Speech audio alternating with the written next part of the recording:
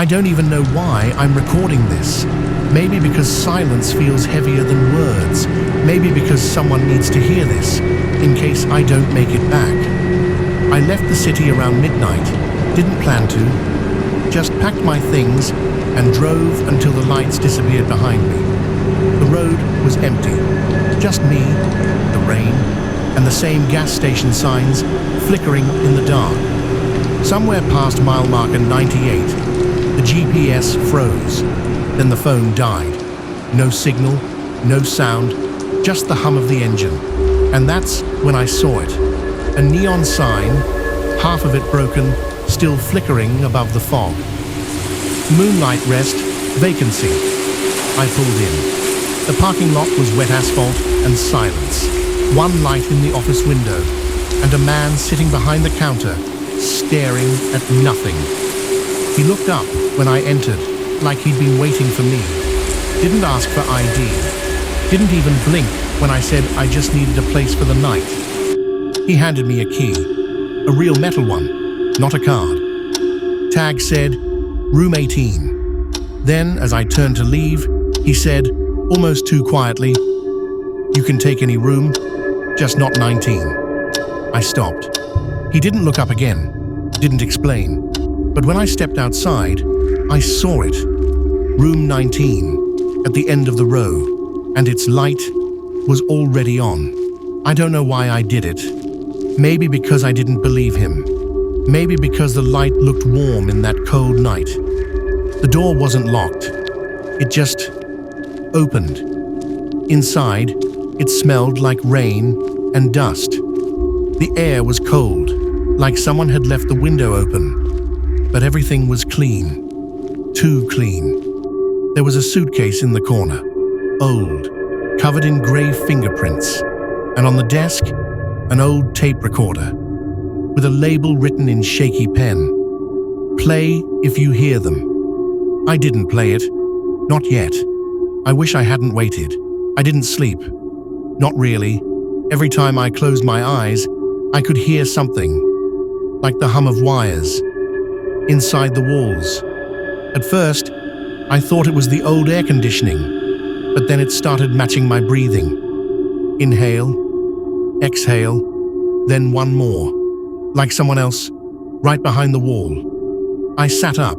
The digital clock said 2:58 a.m., and the room felt smaller.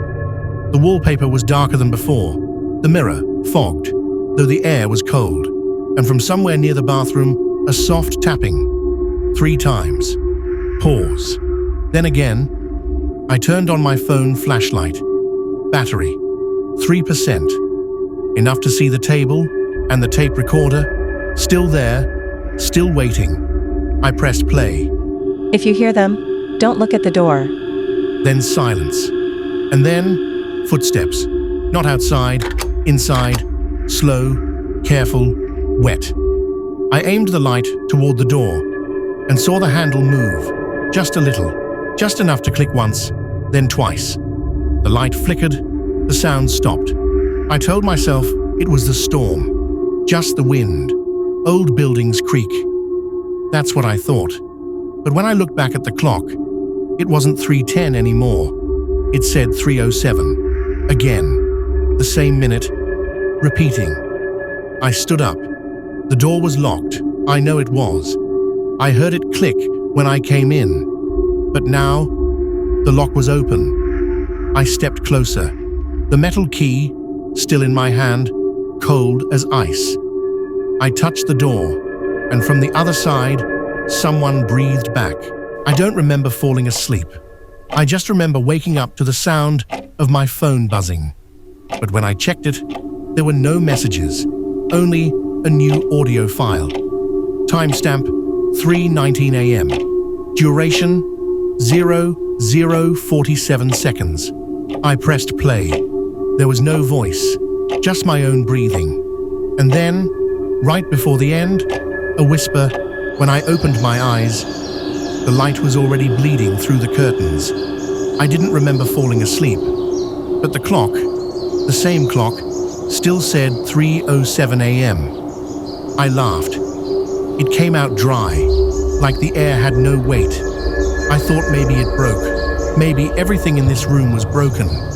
Then I noticed the key was back in the door, exactly the way it was when I first checked in. No sign of the recorder, no sound of rain, just silence.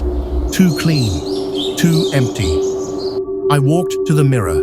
The fog was gone, but the glass looked thicker, like something was behind it, moving slower than me.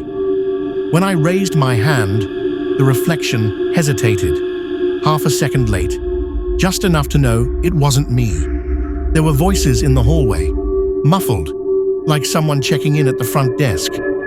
I stepped closer to the door and listened. You're still here. Then footsteps, then nothing. I looked down. My phone was on the floor, screen cracked. Still recording. Timestamp, October 6th, 3:07 a.m. Playback time, 0 hours, 0 minutes, 1 second. Just 1 second, one breath. Mine. I tried to open the door, but the handle wouldn't move. It wasn't locked. It was soft, like the wall around it was breathing again. The light flickered, the air thickened, and I finally understood. Maybe no one checked out of this room. Ever. If you hear them, don't look at the door.